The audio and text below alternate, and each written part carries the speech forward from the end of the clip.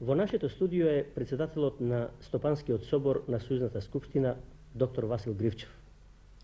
Неговиот престој во Скопје го искористивме да го поканиме, да одговори на неколку актуелни прашања од нашиот стопански развој. Другар Гривчев, првото прашање би било следното. Од низа ваши искажувања досега се добива печаток дека даноците во идниот стопански систем треба да имаат важно место како стабилизациона мерка.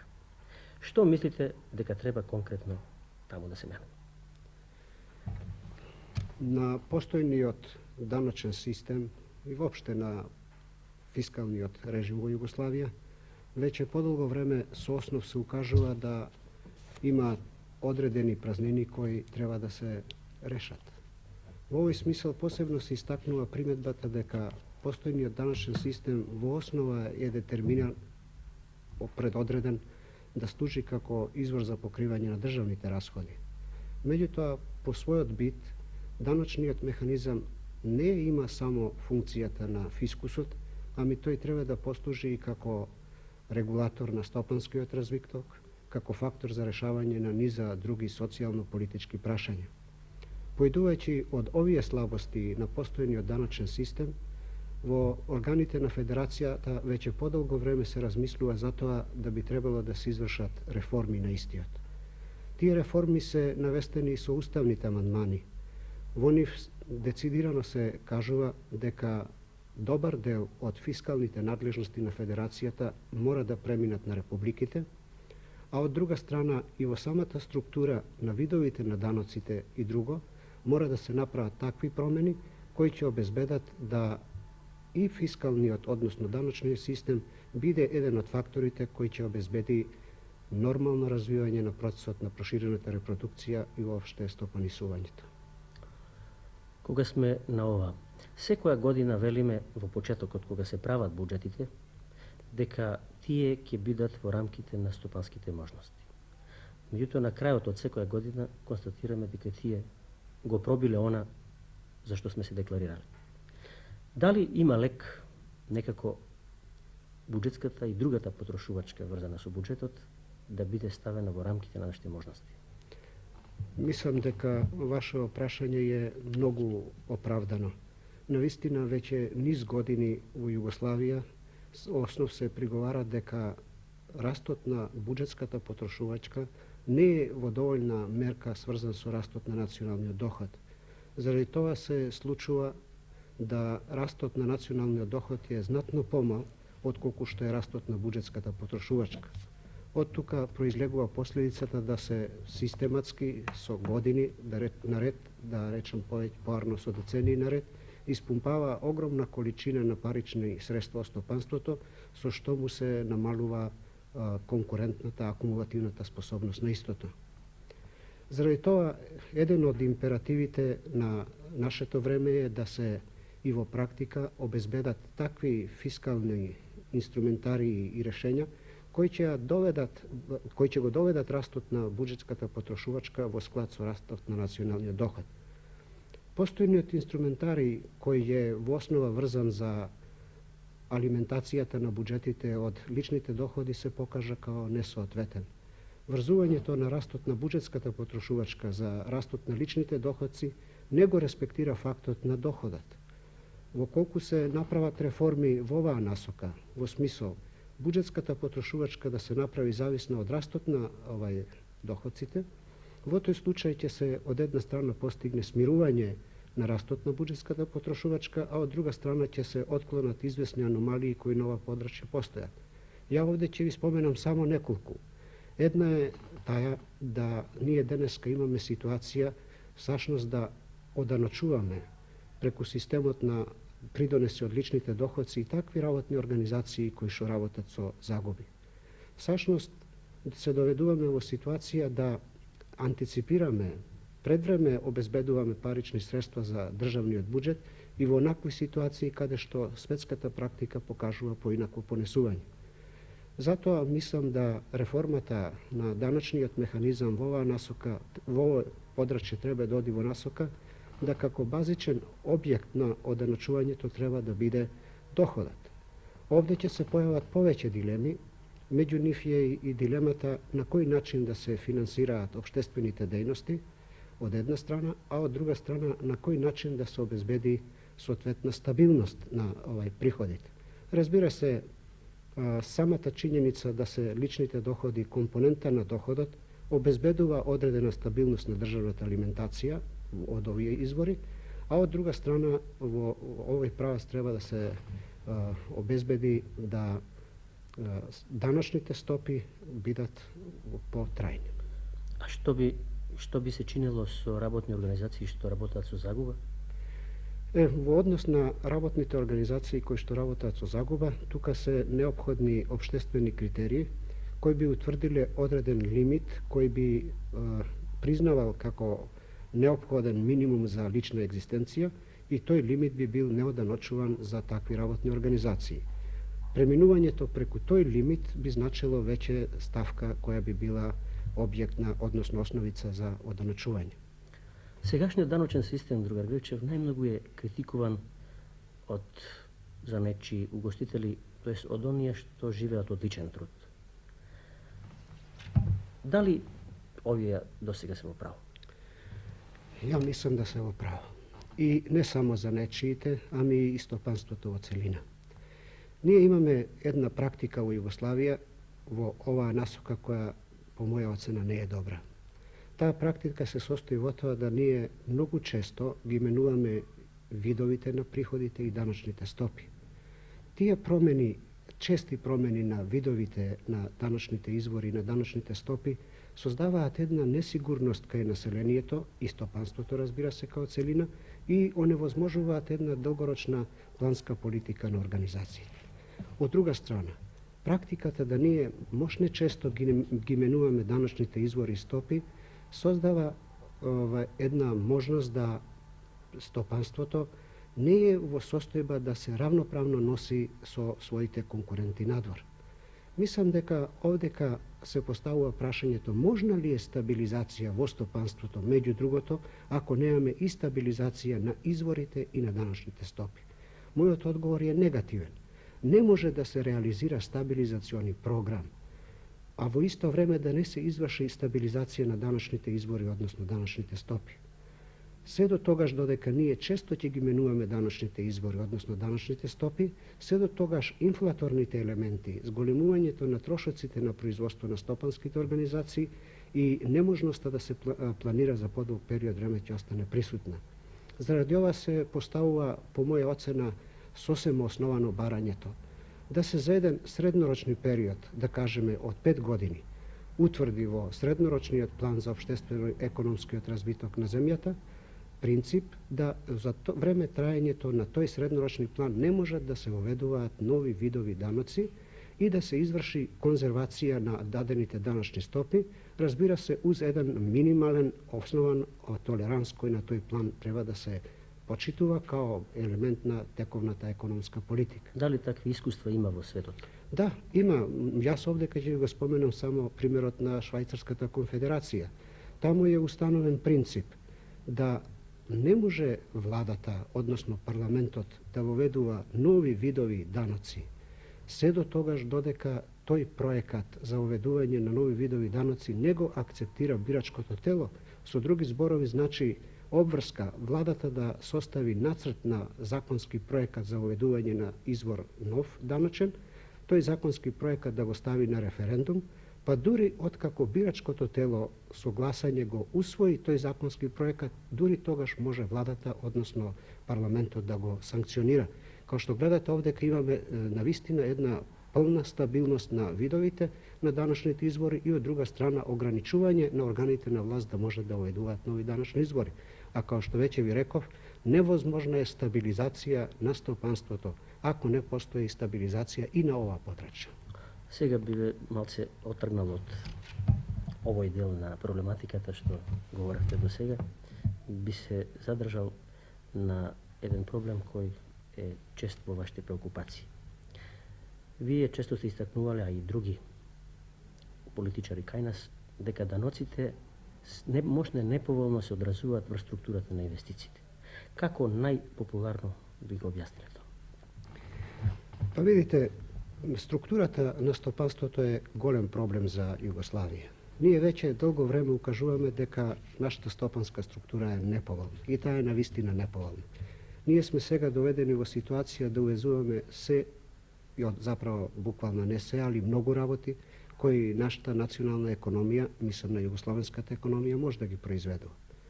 Разбира се, решавањето на структурниот проблем на југословенското стопанство не е едноставно, не е лесно, не може да се оствари во еден кус временски период и не само со една мерка. Затоа се нужни повеќе мерки, како на кредитен план, на емисионен план, на планот на политиката на цени и така натаму.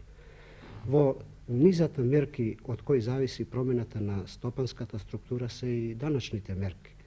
Постојниот даночен механизам на Југославија во овој смисол не води доволно сметка. Ние имаме ситуација да во Југославија бујаат, се развијаат истородни капацитети и покрај фактот да југословенското пазариште, водејќи дури сметка и за можностите за извоз, не може да ги абсорбира оние стоки кои се произведуваат. Да не ги споменувам примерите, али може би само као еден да споменам, рецимо случајот со транспортната индустрија, фабриките за автомобили.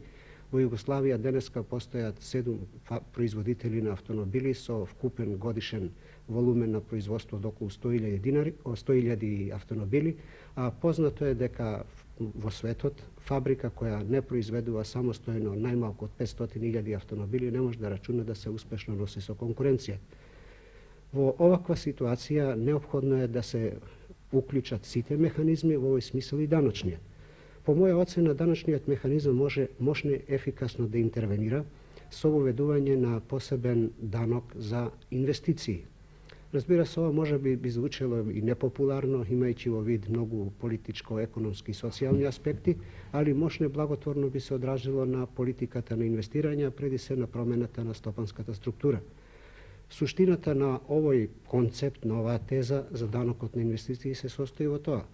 Во рамките на југословенската развојна среднорочна или поарно долгорочна програма би се утврдило кои се тоа групации, односно артикли кои во Југославија може да се производат по светски конкурентни цени и кои денеска Југославија ги увези или може да ги извезува. Врз база на таква развојна програма која би била предмет на договор помеѓу републиките, би се утврдил и даночниот инструментариј, па онда решењето би било тоа. За оние групации кои се дефицитарни во Југославија, кои Југославија има можност и намера да ги развива, би се утврдиле даночни олеснувања. А за оние групации чија продукција е хипертрофирана, нема југословенското општество интерес да ги развива, таквите групации би биле подвргнати за нови инвестиции, да плаќаат посебни даноци на инвестирање и уште во стартот би биле дестимулирани таквите инвеститори да влагаат нови инвестиции во таквите подрачја. Многу тесно врска со ова е и царинскиот механизам кој досега е многу критикуван. Што според вас беа тука оправдани забелешки? На царинскиот режим во Југославија досега се изречени многу критики. Јас лично сум ги анализирал овие критики и сум дошол до сознание да голем дел од истите стојат. Базната критика која се упатува на царинскиот режим е таја да тој не води доволно сметка дека дискрепанцата помеѓу нивото на царините на репродукционите материјали и финалните производи е многу голем. Југославија денеска увезува негде околу 1.400.000.000 долара репродукциони материјали, што значи негде околу 62 до 63% на вкупниот југословенски увоз отпаѓа на увоз на репродукциони материјали. Ако се анализира листата што све увезуваме во ова подручје, може да се види дека увезуваме, например, 1.200.000 тона цемент, 1.000.000 тона бетонско железо и низа други артикли кои се Југославија може да ги произведува по конкурентни цени. Меѓутоа се постава прашање зошто тоа не станува. Не станува, меѓу другото, тука наведувам и политиката на цени, политиката на робни контингенти, односно стоковиот режим и друго, и царинската политика. Ние на подрачјето на царинската тарифа во поглед на репродукционите материјали сме се оголиле. Царинската заштита денеска на репродукционите материјали е од 0 до 6%, што значи да сме на ова подрачје потполно изложени на светската конкуренција. Од друга страна пак, на подрачјето на увозот на опрема и слични финални производи, царинската тарифа достига до 50%, а почетната е некаде од 25%, што значи односот помеѓу царината, горните плафони на репродукционите материјали и на опремата изнесува како 1:6, односно спрема 7. Оваквата ситуација е неодржива. Мислам дека ако сака стопанството наше југословенско успешно да се вклучува во меѓународната поделба на трудот, во тој случај ние мораме на стопанството да му дадеме слични услови, општи услови за работење, како и што ги имаат нашите конкуренти. Ако еден германски производител набавува опрема по царина од 10%, а нашиот производител набавува истата опрема по царина од 50%, тоа значи дека тој е веќе уште во стартот дестимулиран, односно е исфрлен од равноправни услови за стопанисување. Размислувањата по овој проблем во Југославија се да се изврши смалување на царинската заштита на финалните производи, во колку дојдеме до сознание дека одредени производни групации ни се нужни, а такви ќе бидат, во тој случај не можеме да ги ставиме истите групации во положба да неограничено време ги користат царинските заштити, ами тука мора да има меѓурепублички договор во смисал кои се тоа групации, за кој период на време ќе ги штитиме, да се врши постепено смалување на царинската заштита и во исто време да се договориме за компензациите кои ќе ги добиваат останалите неразвиени региони, бидејќи се по силата на низа околности репродукционите материјали во основа произведуваат во неразвиените подрачја. Како аграрно подрачје, Македонија е мощно заинтересирана за стабилно земјоделско производство. Дали и како заштитните и други мерки можат позитивно да влијаат врз него, мислам на производството? Сигурно заштитните мерки можат да влијаат на стабилизација на земјоделското производство. Меѓутоа, овдека проблемот е знатно поширок. Овдека не се работи само за заштитни мерки, овде се работи за создавање и изградување на еден југословенски концепт за подрачјето на аграрот. Денеска ситуацијата со аграрот во светот е таква да речиси нема земја во светот која не води специјална протекционистичка политика. Дури и оние земји кои имаат вонредно јако индустријско производство, како што е случај со земјите кои се членки на Европското заедничко пазариште, се води точно разработена политика во однос на земјоделието. Не случајно таму се воведени прелевмани, контингенти и друго, и не случајно кога се однесува за извоз на земјоделски стоки од тие подрачја се води специјална политика на регрес и друго. Од тука мислам да Југославија мора што побрзо да го утврди својот концепт на аграрната политика, да изгради комплетни механизми кои се познати, кои не се никаква тајна, во однос на политиката на увоз на земјоделските производи, политиката на кредитирање, политиката на одоначување и друго. Само таква една целосна, конзистентна, добро разработена аграрна политика може да не извлече од ситуацијата во која се ние наоѓаме денеска, да увезуваме милиони јајца, иако може да ги произведуваме илјадници тони месо, да увезуваме путер и други артикли. На крајот едно прашање за активноста на Сојузната скупштина. Таа пред известно време доби нов пакет материјали за актуелната стопанска ситуација во земјата во првите 3 месеци од оваа година. Дали и што можеме да очекуваме ново од дебатата? Било во вашиот собор или вак во Сојузната скупштина воопшто? Мощно е деликатно прашање. Велам мощно е деликатно прашање затоа што е постојната моментна економска положба во Југославија прилично деликатна. Ние влеговме во 1971 година со резолуција за основите за општествено-економската политика со концепт да се изврши стабилизација на многу подрачја, меѓу нив на цените, платниот биланс и друго. Индикаторите кои ги примивме за овие првиве 4 месеца укажуваат да се поволни трендови забележуваат само на секторот на индустријското производство и запосленоста, на подрачјето на цените, инвестиционата потрошувачка, буџетската потрошувачка, а посебно платниот биланс, трендовите се мощно неповолни, така што тие бараат превзимање на многу радикални, брзи и конзистентни мерки. Сега на седниците на Стопанскиот собор и Соборот на народите, koji će se održati na 28., 29. i 30. ovaj mesec će se pretresува Стопанската положба.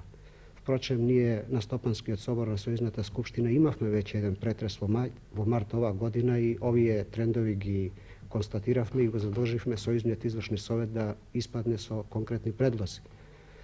Тој тоа го прави сега, додуше со известно закаснување, и предлага да се преземат повеќе мерки. Меѓу другите позначајни се заоштрувањето на стопанската дисциплина, финансиската дисциплина, натамошни ограничувања на трошењето на пари за инвестиции, блокирање на одредени буџетски преливи или приходи кои се остварени вон прогнозите, одредени мерки коректури на кредитната политика и слично. Меѓутоа, мислам дека излезот од оваа ситуација во 71 година, која сакам да кажам ќе биде доста тешка до крајот на годината, мора да се состои во три насоки. Првата е што побрзо да се донесе среднорочниот план на Југославија за периодот 71-76. Второ, што побрзо да се утврдат системските решења кои ќе важат на подрачјето на девизниот режим, фискалниот режим, режимот на цените и друго. И трето, да се што побрзо обезбеди нормално функционирање на органите на Савезната управа. Тие се сега наоѓаат во моментот во едно преодно стање, во една неизвестност. Не се уште знае кои органи ќе постојат, кои лица ќе останат во тие органи и донесување одлука за ова прашање сигурно ќе овозможи поголема ефикасност на надлежните сојузни органи. Другар Гривчев, благодарам.